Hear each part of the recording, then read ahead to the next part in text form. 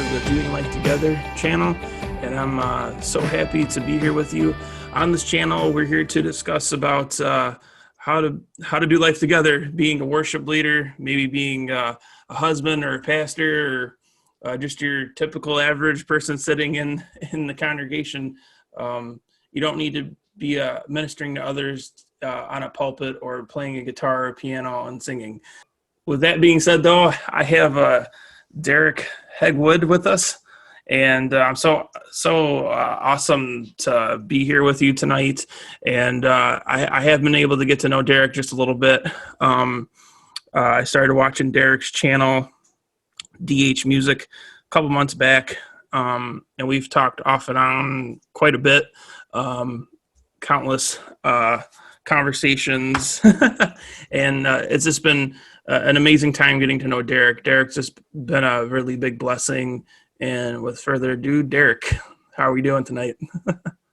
We're doing good. Thank you very much for the opportunity. It's great to be able to come on here and chat with you. Stephen's a good friend of mine. Just had the privilege of working on a little secret project for him, so I'm very excited about that. And he won't promote himself, so I will. Stephen, today, as at least of the recording of this video, released his single, and Jesus You Are. Yeah. Great song, live and anointing. I know this guy's heart, so very excited to be a part of this podcast. I appreciate it, Derek. It's, man, I've been wanting to do this for a while, just podcasting in general, and it's, it always feels something always gets in the way, whether it's I don't have a microphone or I need time alone or whatever. But no, I'm just excited to be here, and with everything going on in the world, all this craziness, all the COVID-19 and all the other stuff I won't get into, but just all the craziness going on in the world. I think for me in this channel, what I want to do is be a light and a beacon, and helping people to understand you, and hoping that maybe there's certain struggles that you've gone through, and maybe it can help another worship leader with what they're going through. So, but I have some questions for you tonight, and I think one of the first questions is well, Derek, where are you from, and how old are you? How old are you, and what church do you go to? Yeah, I love when I start. So it's fun. I am. So I'm 25, but I've got the body of a man twice that age. I'm 25, and I'm from a little town called Whitehall, Arkansas. So if you're familiar with Arkansas, you've got Little Rock, our capital city, and then you got Pine Bluff, which has a slightly less virtuous reputation. And I'm right there in the middle of them. So that's where I'm at, and actually this is where I lead worship. My church is literally like 2 minutes up the road from me, so pretty convenient. But I lead worship at Family Church, our Whitehall campus. We also have campuses in Pine Bluff and Redfield.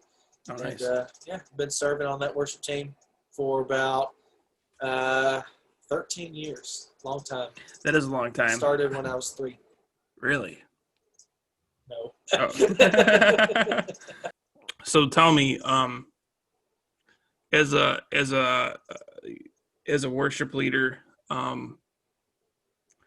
how easy or how hard can it be sometimes when dealing with difficult situations, whether you're juggling, let's say, home or family life, family home life, and then to church, and even, let's say, even difficulties with people on the team. You're trying to give a direction, and God said, "Hey, Derek, I want you to do this," and someone's like, "Hey, Derek, I don't want to," or Derek, why do we have to do it this way? Why can't we do what we kept doing 20 plus years ago, and now why do we got to reinvent the wheel?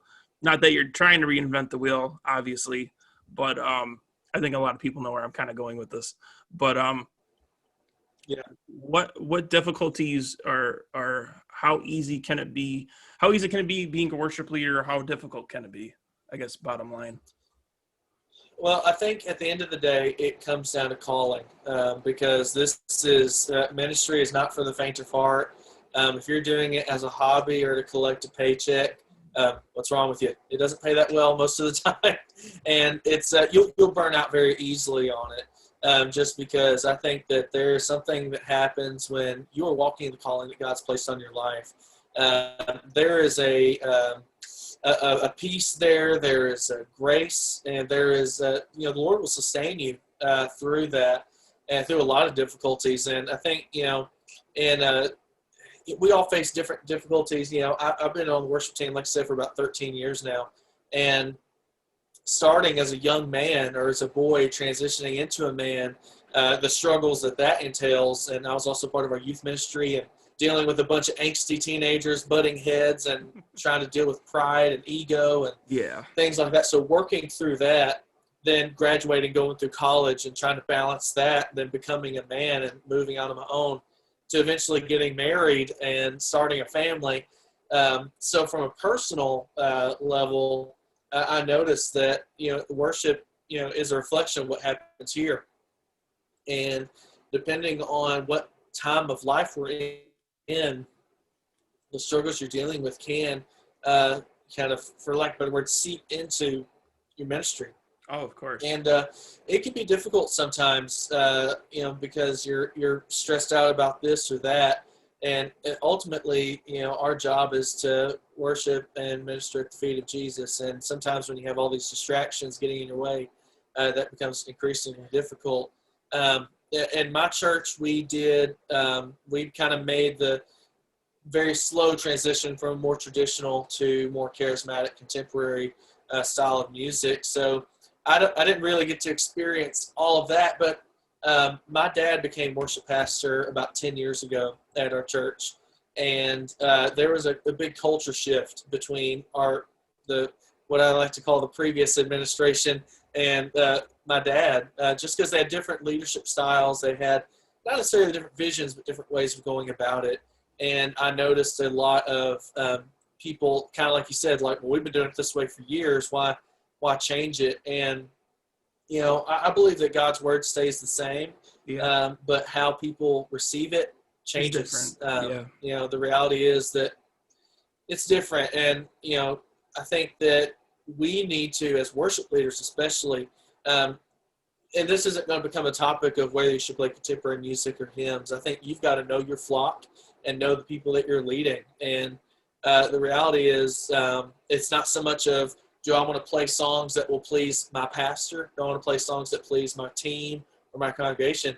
Are you playing music that glorifies the Lord and is doing the work that he wants to see done in your ministry? And I think that's the number one struggle that a lot of worship leaders go through, is finding that place of humility and saying, God, I just want to lead worship. I want to worship you the way you want to be worshiped, not how it's dictated from people in the congregation. And I think that's where it becomes most difficult. And that goes back to the calling thing. If you're not called to this, the constant criticism and constantly doubting yourself will wear on you after a while. Oh, of course. My grandmother says, I know a lot of people, but my grandmother always says, if someone doesn't have the anointing in that situation, or that, I guess, the what they're called to do, or what they think they're called to do, then it can become difficult, I guess, for them, because, you could sing real well, and you could sing like, I don't know, Kim Walker-Smith or Cody Carnes or Corey Asbury or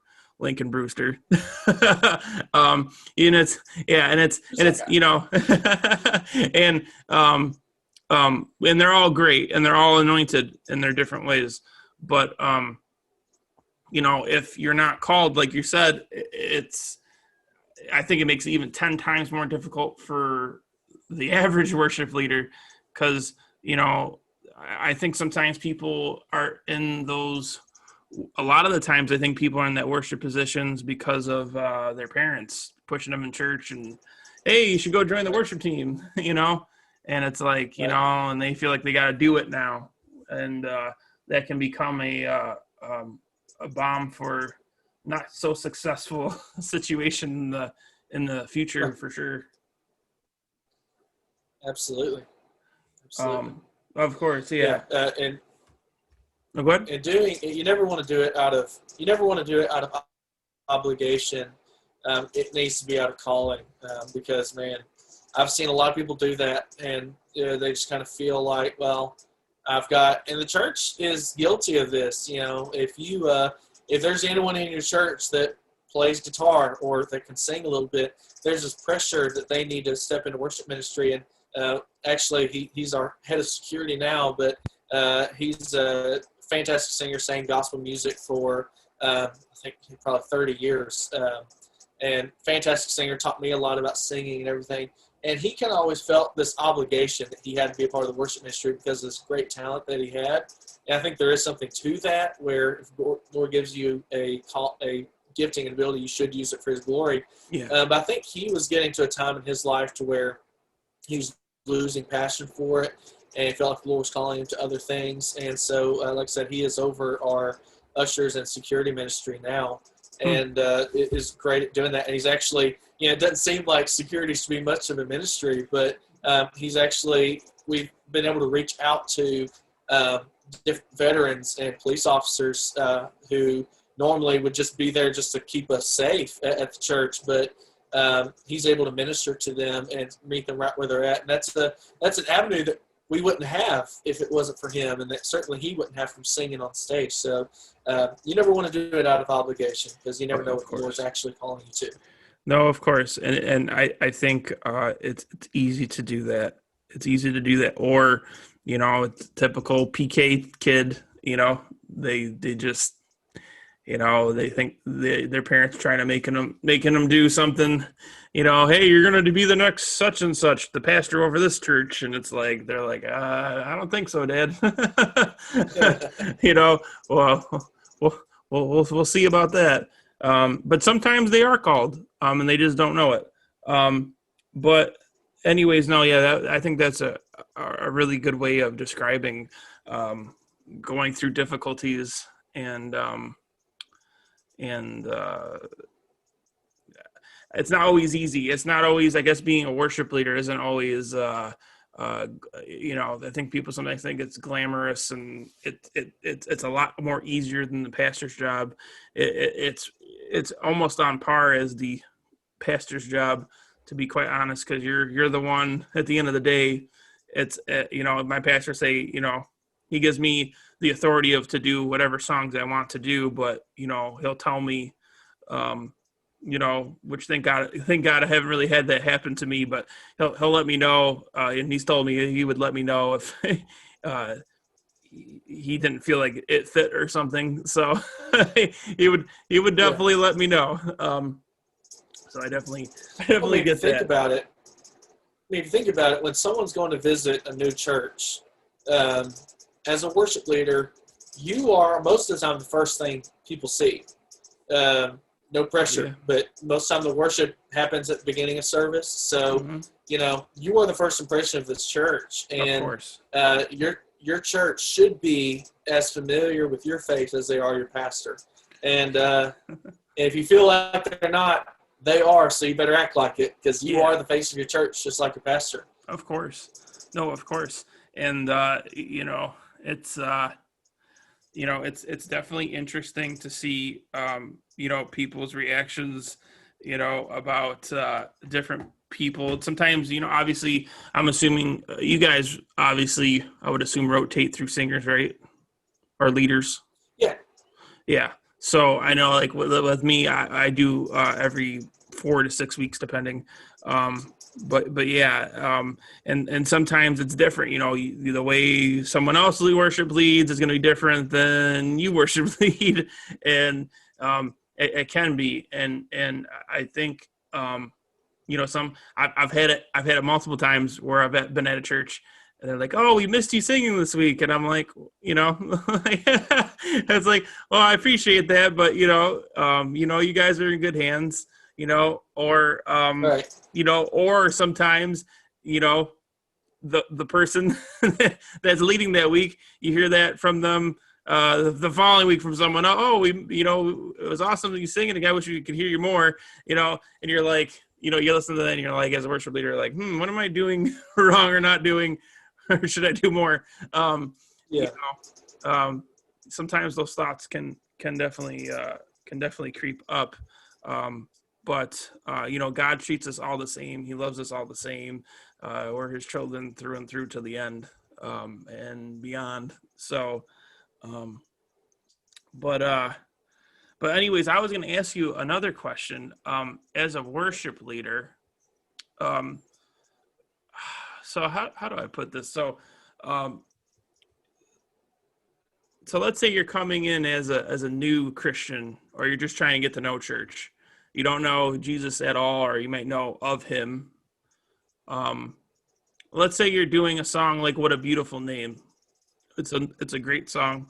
I have nothing against it, but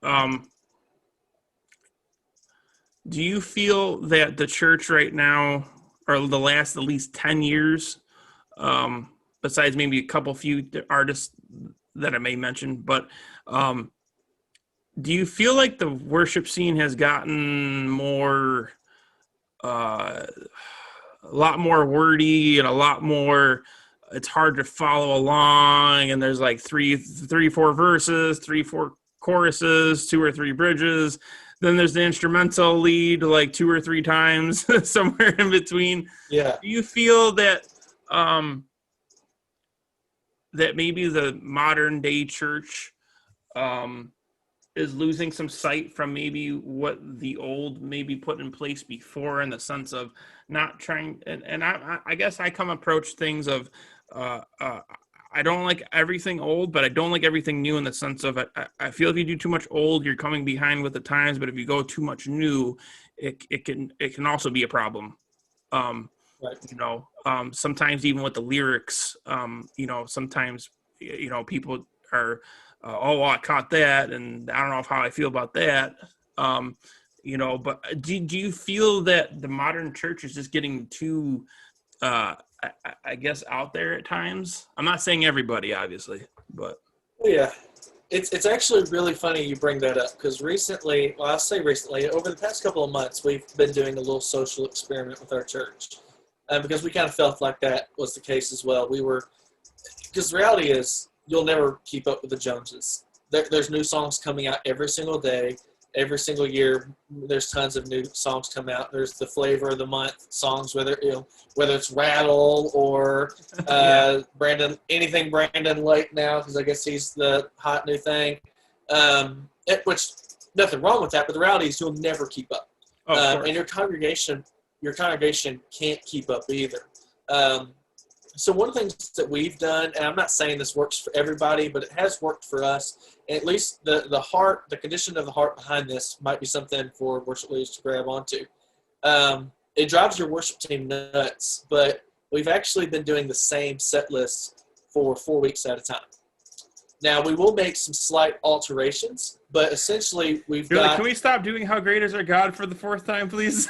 Yeah. So, for example, and we're not necessarily doing new songs. I'll just give you an example. Yeah. So, we did Revelation song a couple times.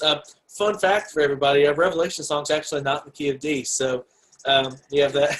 Yeah, I've heard that. I've heard that it's in the key of G, I guess, technically, but they put it in as D. Yeah. So, I'll let you deal with all that. I will say this, though. I have played it when the D pads are on, and it sounds fine, which is yeah. That's another thing, and we've done that too. So anyway, we did Revelation song 4 weeks in a row, and the first week was female led, so we did it in the original key. We'll call it D, just to avoid any confusion. Okay, so we did it in the female key. What he really means is he's trying to avoid some political chaos in the church with this. It's been going on for years. So we'll call it D or G for the initiated. So we'll call it D, the original key. And then the next week I led it. Now, I tend to sing in a higher range, so I sang it in what we'll call the key of A. And then the next week, my dad... yes. No, be D at that point. Sorry. Oh. It made me think about it. So it was actually the key of D that time. And then the next week, my dad led it, but he didn't sing it near as high, and we did an acoustic version of it. So the whole point of this is not necessarily doing it in different keys. we're doing the same song, getting that song in people's spirits, getting it in people's hearts. And you're getting rid of that gap. And one thing, we've been doing this for a couple of months. No one has noticed. Like, literally, no one. My wife pointed it out to me a couple of weeks ago. She's like, didn't y'all do this song last week? Yeah, we did it like 4 weeks in a row. Glad to know you paid attention to what I sing, babe. But, but no one has noticed that. But what we have noticed as worship leaders is, whether we realize it subconsciously or not, but these songs are getting in people's spirits and they're hearing it. And by the second or third week, people are they're not constantly staring at the screen trying to figure out the lyrics. Like, they're actually knowing these songs. And that distraction of what are the words goes away, and people are beginning to worship freely. And it's been a very powerful thing. Now, we miss out on doing cool new music. We get really tired of playing the same song. That's why every week we'll do it a little different. We'll change keys in it or something, have someone else sing it just to change it up for us. But I would encourage you, if your church is in that rut where it feels like, man, like you said, we're doing all new songs and no one knows what it is. But when you do all old songs, you're alienating the younger crowd. So you kind of need to take the K-Love approach and just play the songs at nauseating repetition. And while it's annoying, like, we just drove to Florida for Labor Day weekend, and we listened to K-Love most of the way there. We would always find the station. And I'm pretty sure they only have 5 songs that they play on repeat the entire time. I'm dead serious. We heard the same songs over and over and over again. But you know what's funny about that is, I was paying attention to that and I noticed it. And it was annoying on the front end because I thought about it. But I found myself that entire weekend, those songs, I'm singing them in my head. Like, I'm just subconsciously just kind of like they did the Michael W. Smith version of Waymaker. And just everywhere we go, I'm hearing that. And you know, there's something to that. Repetition, you know, there's something to it. So I would just encourage you guys to do that. No, of course.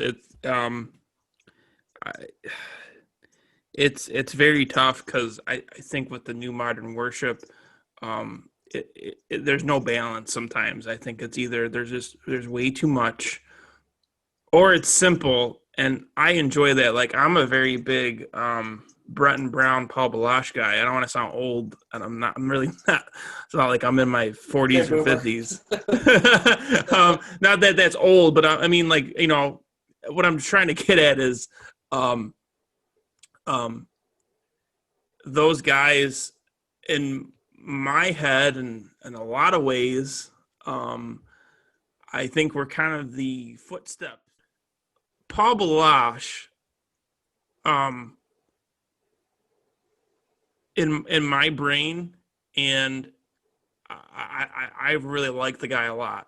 Not as just a worship leader sense, but just hearing him talk, you could tell the guy prays and he has his alone time with the Lord, and you could tell he really studies.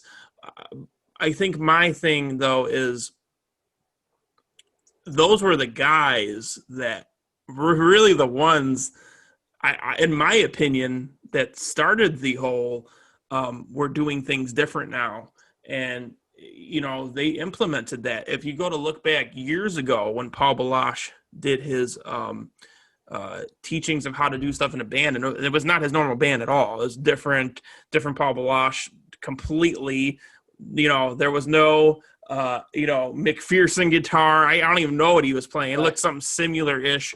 And, you know, he's telling people, hey, you know, you could do all hail the power of Jesus' name, you know, and, you know, do it in a reggae form and do it in the rock form and then do it in kind of a Celtic DVD. One.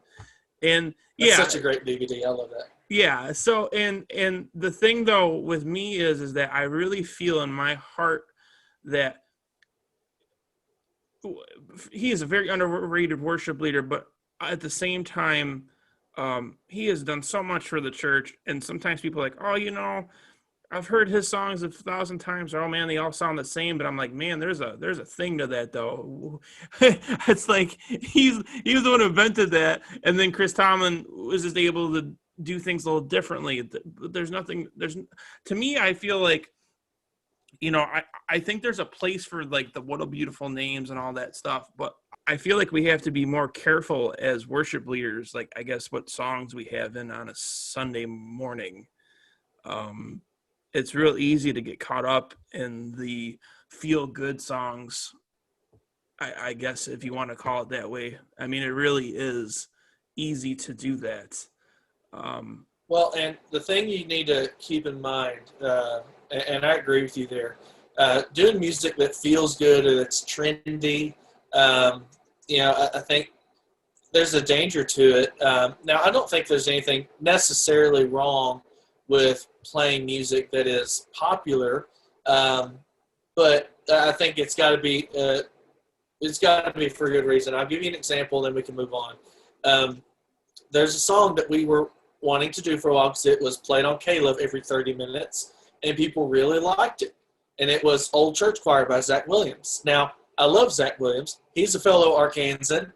That's awesome. So, Zach, if you're watching this, I love you, man. I like your music. Don't take this personally. Old Church Choir is not a worship song at all. It's not. Now, there's nothing wrong with it at all. It's a great song. Yeah. It's got a great beat and everything.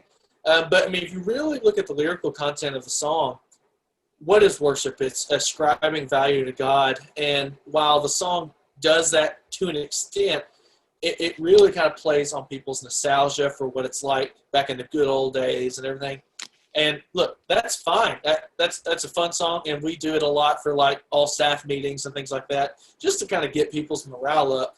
But the danger with that is considering it to be a worship song. Not for that example, but doing it for the intention of pleasing people just to get them to engage rather than glorifying the Lord. But you can also do that with something more modern that is a worship song. I have never been a huge fan of the chorus that was very popular there for a while. This is how I fight my battles. Now, hold up. Don't hit me. I love the songs. I love the song Surrounded when there's actually verses to it. Now you talking about when it first came out with Michael W. Smith, when the very first, okay. Yeah. So here's my problem with it. So they'd be in the middle of a spontaneous worship environment, and Michael W. Smith did it, a bunch of people did it. They would just start singing, "This is how I fight my battles." And for me, even as a worship leader, not knowing, because at that point the song was really new, I've never heard it before, I was like, yeah, but how? Because yeah, I get what you're saying. You're getting ahead of the because I guess when we're singing, it's like storytelling to some degree. You're getting ahead of the story. Right. Like, yeah, and I get that, but we were at a youth conference when that song first came out, and we weren't leading worship there, but the worship team went into that, and they sang "This is how I fight my battles." And I promise you, it went on for 10 minutes, and at the end of it, like, it's great. We're in this wonderful time of worship, and I went to my buddy, and I was like, yeah, but how? Because all they said, "This is how I fight my battle." I'm like, how? So it's got to be, words are good. I don't think there's anything wrong necessarily with wordy songs or with repetitious songs, but they have to have power, and they have to have meaning behind them. And I think that now they've come out with the full version of Surrounded. I love the song. We do it quite often. Yeah. It's a beautiful song now that's got some context to it.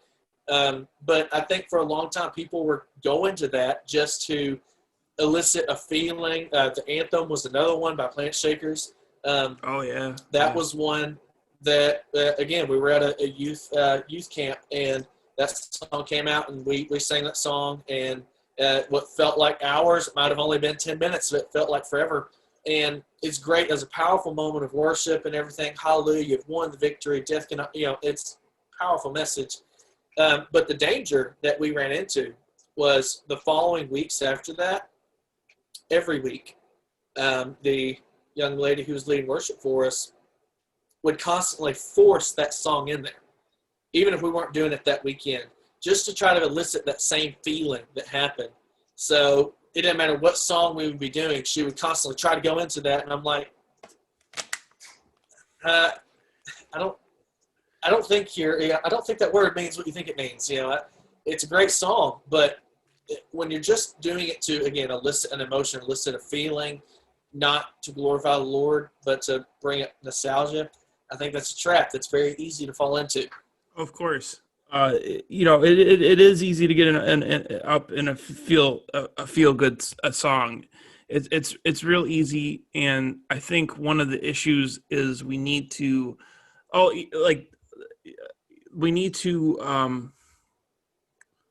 we have to stand firm. We can't go like, hey, we're gonna do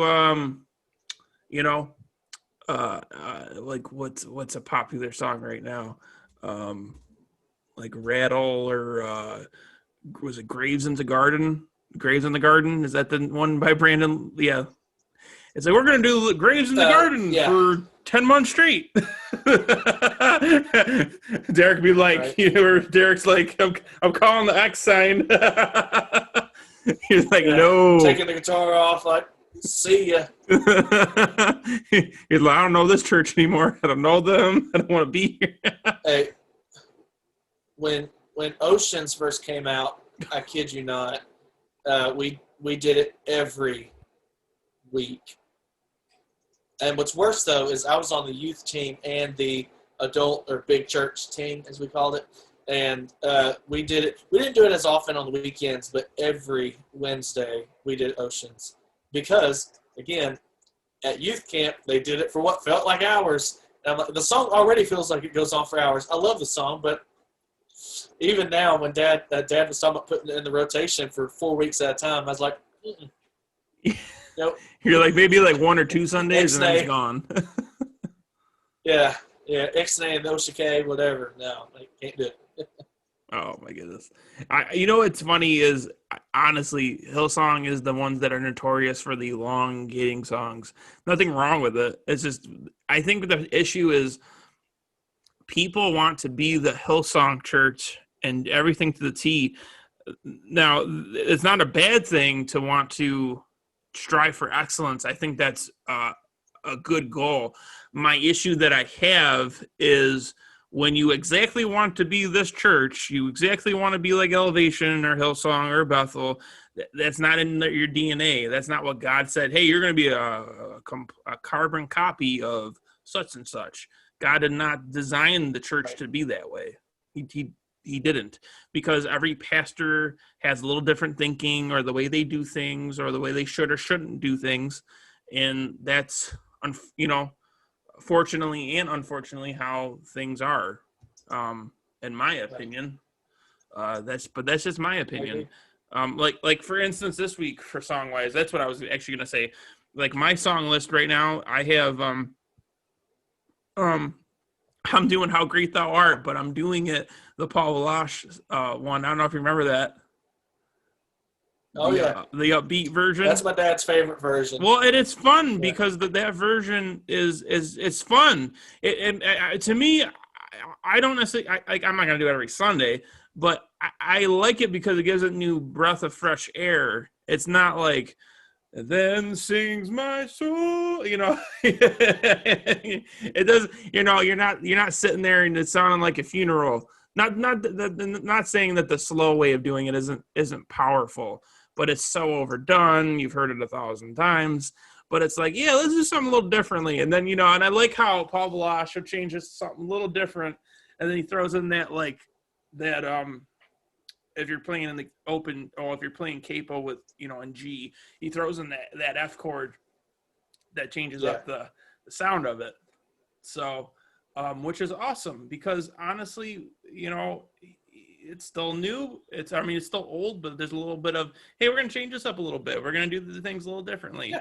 And there's nothing wrong with that. And I think people, honestly, if I could challenge people, I don't know about you, but challenge people to go, hey guys, like, why don't we just try to redo some of the old hymns or something that we've heard and then make it modern, but not taking away the essence of who actually put the time and effort into the song, Right. But that's just my opinion. Absolutely. But yeah, I just think we're definitely an interesting time. Let me ask you something. When COVID-19 hit, everyone is impacted. how was your personal life impacted? How was your church life impacted, and did you guys have to go, like, we can't, were you guys kind of still in that, like, hey, we need to change things up a little bit now? It's not kind of like we're not in the same old times. It's not like the same old teachings that are going to be that it should be, or the same old songs. If that, not to say you can't do the same old songs, but I guess what I'm saying is the same routine. If that makes any sense. Yeah. Right. Yeah. So as far as how we were personally affected, so I'm in the service industry. I'm trying to avoid saying I do pest control, but I do pest control. And so my personal life was not affected hardly at all. If anything, I got busier because ain't no one wanted to be quarantined with the bugs. So they were fine with me coming to their house. They ain't worried about me catching the Rona, trust me. And my wife's a teacher, and, so she's working. So, as far as our personal life, we haven't been affected. Life has gotten more complicated. There's a lot more steps, but, we haven't really gotten to, thankfully in my case, haven't had to really quarantine and be isolated from other people, which has been a blessing because it does give you a little different perspective from everyone else. But as far as how our church was affected, obviously when COVID first hit, you couldn't have in-person worship services. And so we had been wanting to really upgrade and improve our online presence. Yeah. Because ours was, it was about as crappy as someone holding an iPhone camera on the sound booth. It was, man, I think they took most of them down, but if not, they should. Like, our first few live streams are just garbage. I'm sorry. And I love our video crew, don't get me wrong. They're going to be watching this and go, Derek, we're going to have a talk after I see this video. Yeah, wait till you see the filter we're going to put on you. No, it's they were just working with the equipment that we had because it wasn't a huge priority. But when that was the only way you could still have church, you're like, we're going to have to go to Sweetwater or something. Yeah. So we, but something that's great, and I do want to brag on my church in a holy and spiritual way, of course. Derek, if you want to brag on your church, you go brag on that church. So our church has been so faithful in giving. A lot of churches giving slowed down or stopped because people were out of work and everything. Would you believe our giving actually increased during COVID, which was great. And it's been great, and our church has been growing. And I think it's because we've really, not only because of the maturity of the people in our church, but also because we've been really focusing on God. Wanting to look and not look at the legacy of our church. Our church has been around for almost 30 years, and so it's not a new church by any means, but wanting to not lean on our legacy, but lean on what the Lord has in store for us. I think the Lord's blessed us for that. And because of that, we were able to really invest more in our online presence and doing online virtual worship, which is very strange. It's very weird because, like, it feels like you're just rehearsing. Yeah. Which, for those of you, this might surprise some of you, but I'm a little bit of a prankster, a little bit of a jokester. And so, being in the middle of worship, I can't go and, like, do something stupid because we're in the middle of a live stream. It just doesn't feel like you're in the middle of a church service. Yeah. But it was different. And it also taught us that, we relied a little too heavily on backing tracks, like a lot of churches do. Because at first, now they recently changed some laws, but at first it was like, if you're doing only live stream, you can't use pre-recorded music. I mean, you can, but it's not really supposed to. Because you have to have the rights to. Yeah, and at that point, we didn't have the license to do that, and I still don't think we do, even though they've changed it. But so we were like, okay, so not only do we have to deal with a limited amount of people, because you can only have, 10 people or 12 people in a room, you also can't use backing tracks. So trying to figure out how do we get as big of a sound as possible and how do we get as much presence as possible in a live recording with just a couple of musicians. And it's forced us to be creative. It's forced us to really learn our craft, because you can hide behind those backing tracks sometimes. Like, I don't really know how this riff goes. Just turn a little fader up on the Prime app or playback and just roll along with it. But when it's all on you, and I think that there's been something really cool that's come out of that, because you're really you're knowing the songs. You're not just learning them, just learning a couple of riffs. You're knowing the songs and getting them in your spirit, so it's been a positive thing. It really has. No, that's great. Let me ask you something. When you were dealing with COVID and being creative, now did you learn the whole less is more after that? We've already been kind of more or less talking about less is more for a while, because my dad has always kind of felt like we relied on our backing tracks a little too much. And for me, I like the backing tracks because, you sound more like the recording and everything.